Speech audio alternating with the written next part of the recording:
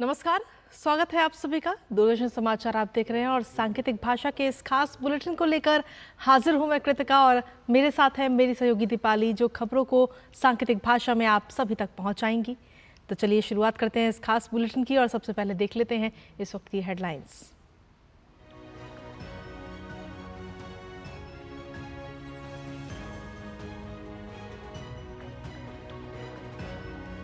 लोकसभा चुनाव के तीसरे चरण में 10 राज्य और एक केंद्र शासित प्रदेश की 93 सीटों पर मतदान। 1331 उम्मीदवार चुनावी मैदान में। अभी तक पश्चिम बंगाल और असम में सबसे ज्यादा 63% से अधिक मतदान।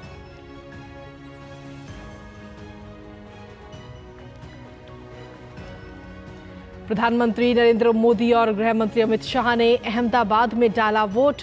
कई बड़े नेताओं ने भी किया मताधिकार का इस्तेमाल। प्रधानमंत्री ने कहा, सामान्य दान नहीं है मतदान, बढ़ चढ़कर वोट करने की अपील की।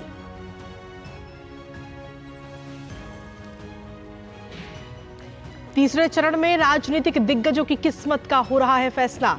अमित शाह, ज्योतिरादित्य सिंधिया, मनसुख मंडाविया और प्रहलाद जोशी समेत विपक्ष के दिग्विजय सिंह, डिम्पल यादव और सुप्रिया सुले जैसे कद्दावर नेताओं की सीटों पर मतदान।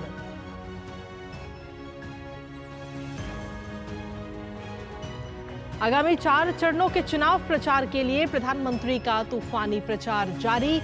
एमपी के खरगोन और धार में की जनसभा। मुस्लिमों के आरक्षण को लेकर लालू प्रसाद यादव के बयान पर किया वार। कहा, एससी, एसटी, ओबीसी का हक छीनकर मुस्लिमों को देना चाहते हैं।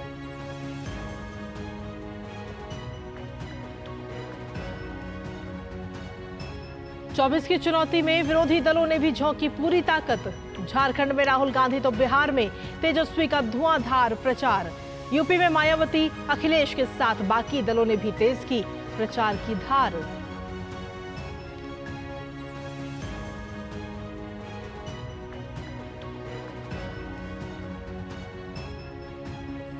आखिरी चरण के चुनाव के लिए नामांकन शुरू। 1 जून को 8 राज्यों की 57 सीटों पर होगा मतदान।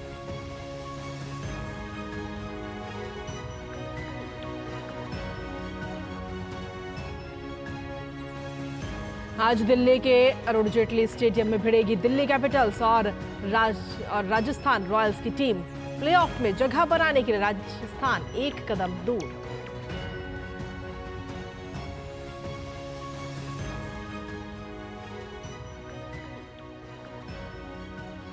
और हेडलाइंस के बाद चलिए अब खबरों में विस्तार से बात करेंगे, जिसमें सबसे पहले बात करते हैं 24 की चुनौती की।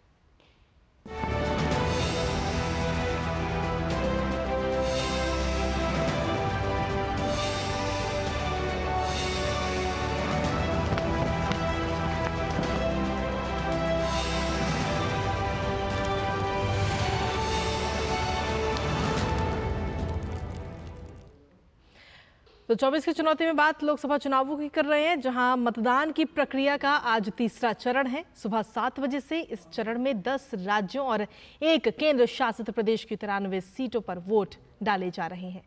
इसके साथ ही शाम तक और 1331 उम्मीदवारों की किस्मत आज ईवीएम में कैद हो जाएगी। आपको बता दें कि पहले 7 मई को 94 सीटों के लिए मतदान होने थे, लेकिन चुनाव आयोग ने अनंतनाग राजौरी सीट पर मतदान की तारीख आगे बढ़ाकर अब 25 मई कर दी है। देश के ज्यादातर हिस्सों में इस वक्त भीषण गर्मी और लू चल रही है और बावजूद इसके मतदाताओं में अपने मताधिकार का इस्तेमाल करने के लिए काफी उत्साह देखने को मिल रहा है। सुबह से ही मतदान केंद्रों पर जागरूक मतदाताओं की अच्छी खासी भीड़ भी नजर आ रही है। तो गुजरात की सभी 25 सीट पर वोटिंग इस वक्त हो रही है। प्रधानमंत्री नरेंद्र मोदी ने अहमदाबाद में अपने मताधिकार का इस्तेमाल किया। इस मौके पर प्रधानमंत्री मोदी के साथ गृह मंत्री अमित शाह भी मौजूद रहे। मतदान के बाहर प्रधानमंत्री ने लोगों का अभिवादन स्वीकार किया और इस दौरान उन्होंने एक बच्चे को भी गोद में उठाया।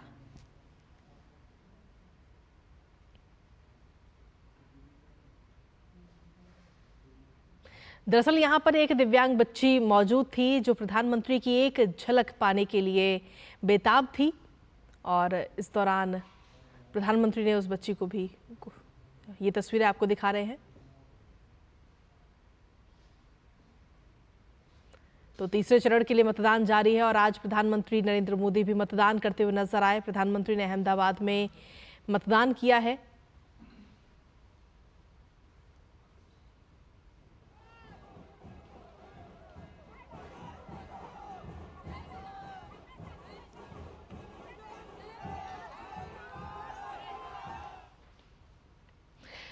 वहीं महिलाओं ने इस मौके पर अहमदाबाद में पोलिंग बूथ के बाहर प्रधानमंत्री नरेंद्र मोदी को राखी भी बांधी है। वहीं केंद्रीय गृह मंत्री अमित शाह अपने परिवार के सदस्यों के साथ अहमदाबाद में एक मतदान केंद्र पर वोट डाला। अमित शाह गांधीनगर लोकसभा सीट से भारतीय जनता पार्टी के उम्मीदवार भी हैं। कांग्रेस ने अपनी पार्टी सचिव सोनल पटेल को गांधीनगर से चुनावी मैदान में उतारा है।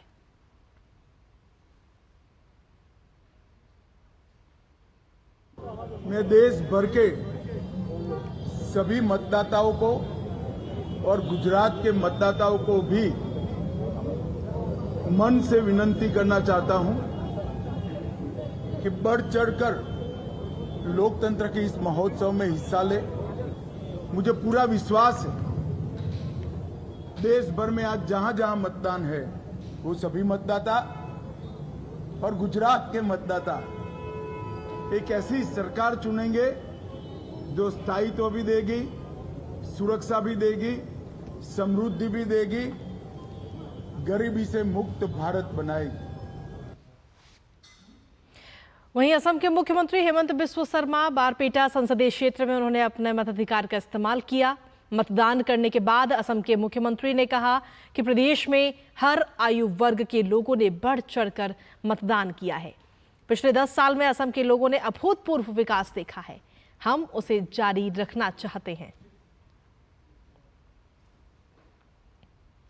बिलासपुर जिले के शासकीय माता शबरी कन्या महाविद्यालय मतदान केंद्र में पहली बार मतदान करने पहुंचे युवा मतदाताओं ने खुशी जाहिर की है। मैं पहली बार मतदान करे हूँ। आप जम्मू जनला वोट के लिए गुजारिश है कि निकलो घर ले और मतदान करो। मैं सभी कॉलेज में पहली बार मतदान करे हूँ।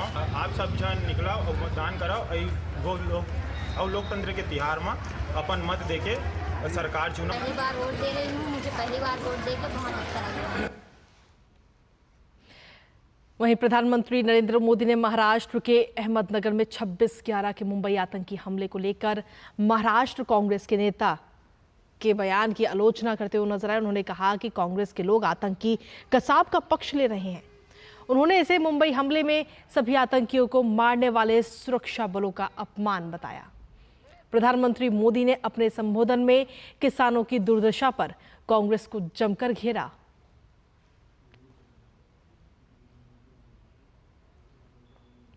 मोदी ने पिछले 10 वर्षों में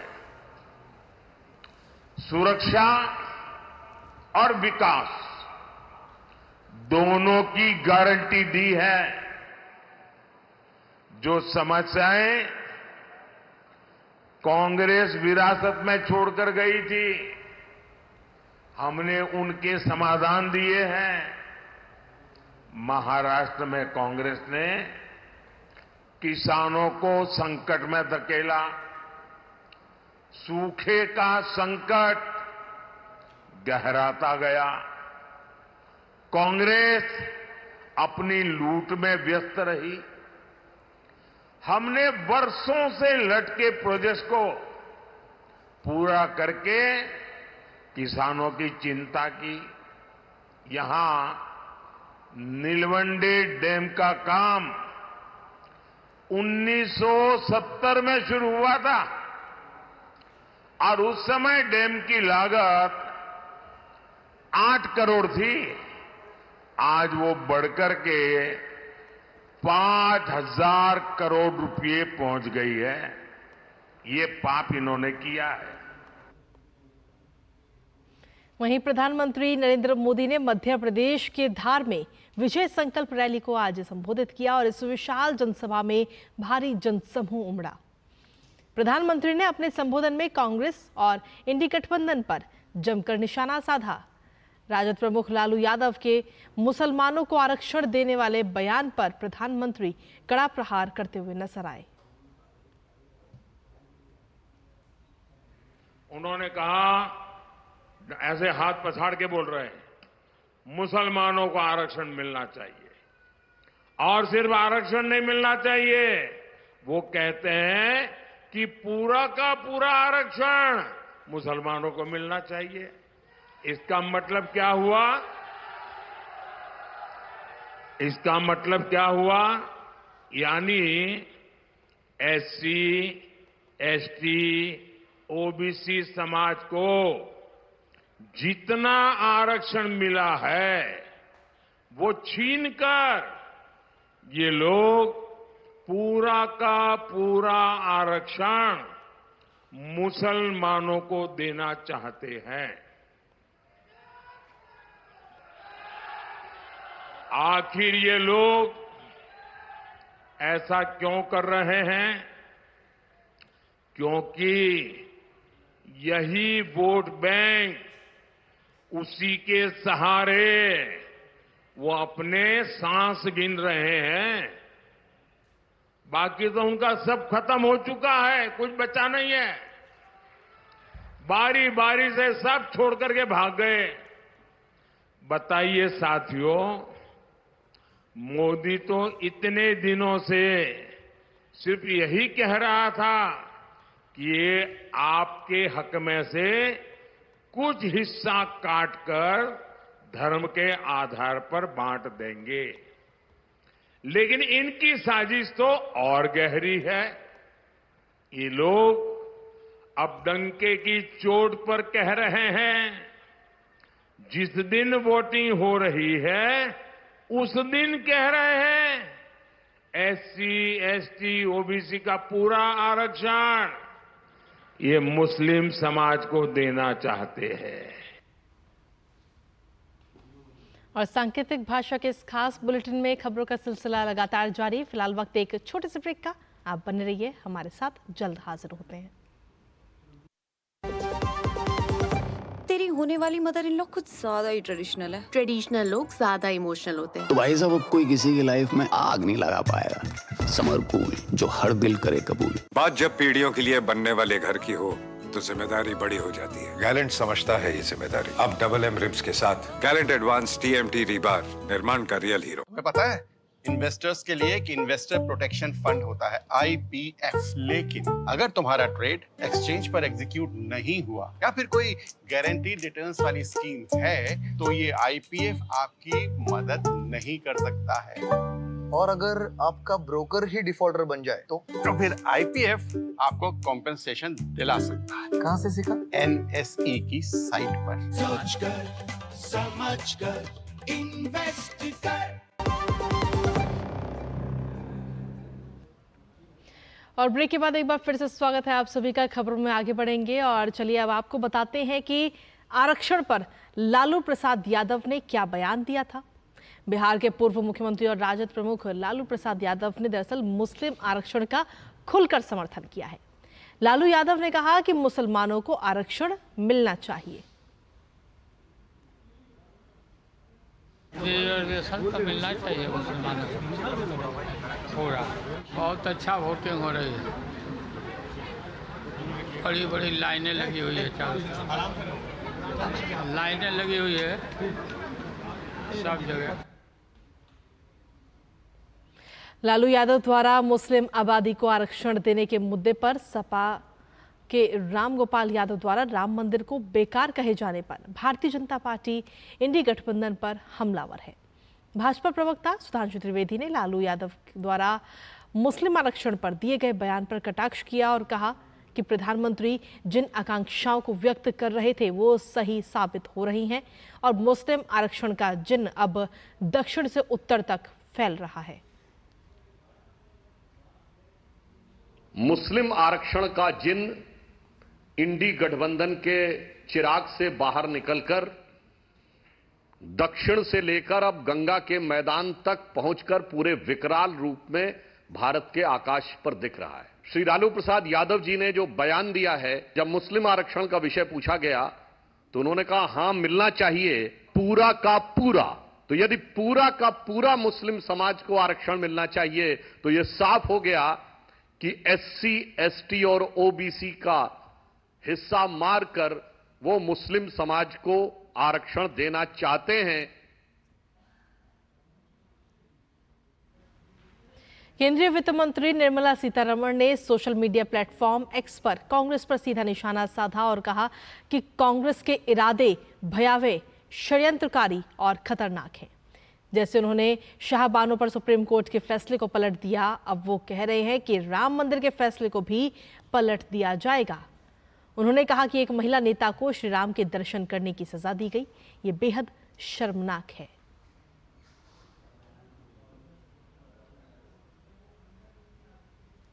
समाजवादी पार्टी के नेता रामगोपाल यादव ने राम मंदिर को बेकार कहा। उनके इस विवादित बयान से समाजवादी पार्टी और पूरी इंडी गठबंधन भाजपा के निशाने पर है।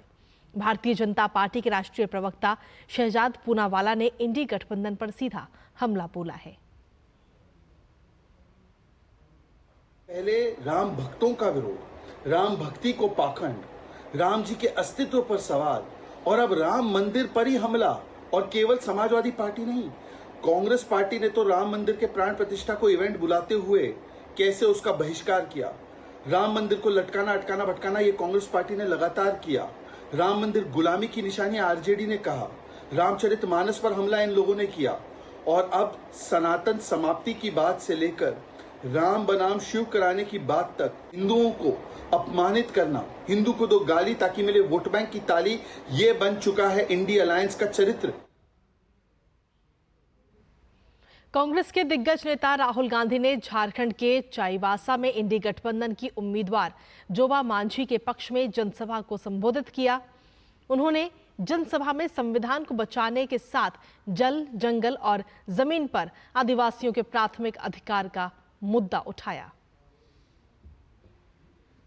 इस चुनाव में कांग्रेस पार्टी, इंडिया गठबंधन, चंपाई सोरेन जी, हेमंत सोरेन जी और हम सब मिलकर संविधान की रक्षा कर रहे हैं। जल, जमीन और जंगल ये सबसे पहले आपका था और क्योंकि ये सबसे पहले आपका था, इसीलिए आपको इस जल पर, जंगल पर, जमीन पर अधिकार मिलने चाहिए। और जो हिंदुस्तान में धन है, जो हिंदुस्तान की अलग अलग संस्थाएं हैं, उसमें आपको भागीदारी मिलनी चाहिए। भारतीय जनता पार्टी का कुनबा लगातार बढ़ता ही जा रहा है। भाजपा के महासचिव विनोद तावड़े की मौजूदगी में मशहूर अभिनेता शेखर सुमन भाजपा में शामिल हुए। इस मौके पर अभिनेता शेखर ने मोदी सरकार की नीतियों की जमकर तारीफ की। शेखर सुमन के अलावा कांग्रेस की पूर्व राष्ट्रीय मीडिया समन्वयक राधिका खेड़ा ने भी पार्टी का दामन थाम लिया। राधिका खेड़ा ने मोदी सरकार की तारीफ करते हुए एक बार फिर कांग्रेस पर जमकर निशाना साधा।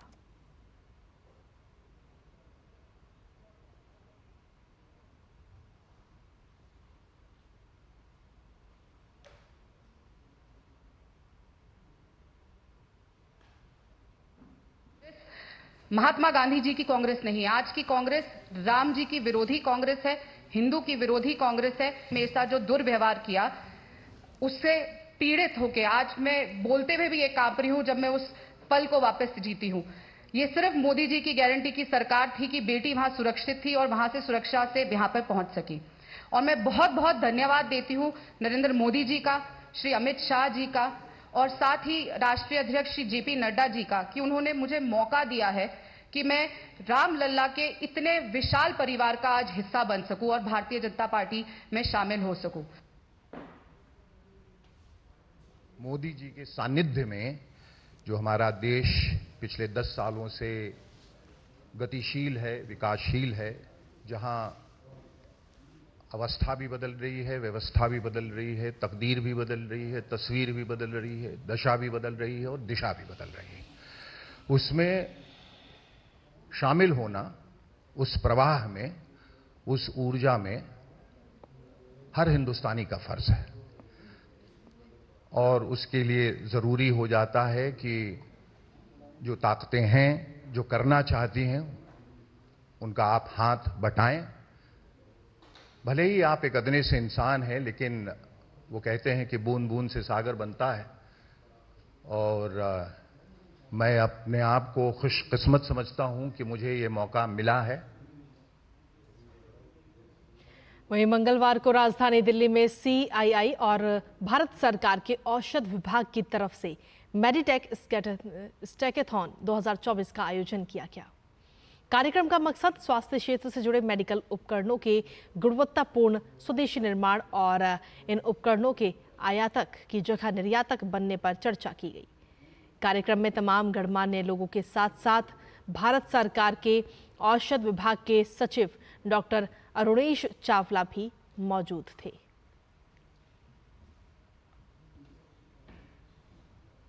मेडिटेक स्टैकेथॉन का उद्देश्य पॉलिसी मेकर्स और इंडस्ट्रीज को इकट्ठा लाकर एक ही प्लेटफॉर्म पे मिलकर इंडस्ट्री की वैल्यू चेन्स को समझना, बनाना और उसके ऊपर पॉलिसी स्टैक बनाना, जिसमें पता चलेगा कि कहाँ कहाँ पॉलिसीज़ में और नीतियों में और रेगुलेटरी फ्रेमवर्क्स में और प्राइसिंग फ्रेमवर्क्स में या इंसेंटिव्स में कहाँ कहाँ कार्य करने की ज़रूरत है और कैसे हम इंडस्ट्री को साथ मिलकर आगे ले जा सकते हैं और ग्लोबली कम्पिटिटिव बना सकते हैं। जेडीएस सांसद प्रज्वल रेवन्ना से जुड़े अश्लील वीडियो मामले को लेकर कर्नाटक के पूर्व सीएम और जेडीएस नेता HD कुमारस्वामी ने कर्नाटक सरकार में आरोप लगाते हुए कहा कि ये सरकार निष्पक्ष जांच नहीं चाहती है। This government there doesn't want any fair inquiry. They are misusing their office. Ultimately, nothing will happen. Ultimately, they wanted to character assassination about Revanna. For that, they are misusing the office. गिरफ्तारी को चुनौती देने वाली अरविंद केजरीवाल की याचिका पर supreme court आगे भी सुनवाई जारी रखेगा और इसी बीच अंतरिम जमानत पर कोर्ट ने दोनों पक्षों की दलील सुनकर सुनवाई पूरी कर ली है। वहीं गिरफ्तारी के खिलाफ केजरीवाल की याचिका पर सुप्रीम कोर्ट में सुनवाई परसों यानी कि अगले सप्ताह जारी हो सकती है। यानी अंतरिम जमानत पर आदेश कब तक आएगा ये अभी साफ नहीं हुआ है। आबकारी नीति घोटाले से जुड़े मनी लॉन्ड्रिंग मामले में गिरफ्तार अरविंद केजरीवाल की मुश्किलें फिलहाल खत्म होती नजर नहीं आ रही हैं और इस मामले में राउज एवेन्यू कोर्ट से केजरीवाल को झटका लगा है। राउज एवेन्यू कोर्ट ने अरविंद केजरीवाल की न्यायिक हिरासत 20 मई तक बढ़ा दी है।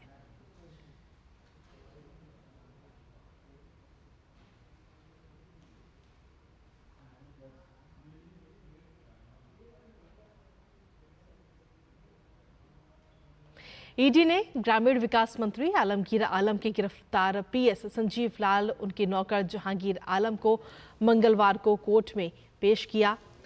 ईडी के विशेष न्यायाधीश PK शर्मा की अदालत में संजीव लाल और जहांगीर से पूछताछ करने के लिए ईडी की ओर से 10 दिनों की रिमांड मांगी गई और इसके बाद कोर्ट ने 6 दिनों की रिमांड की मंजूरी दी है। दोनों आरोपियों को बिरसा मुंडा केंद्रीय कारागार भेजा गया। ईडी दोनों को बुधवार से रिमांड पर लेकर पूछताछ करेगी।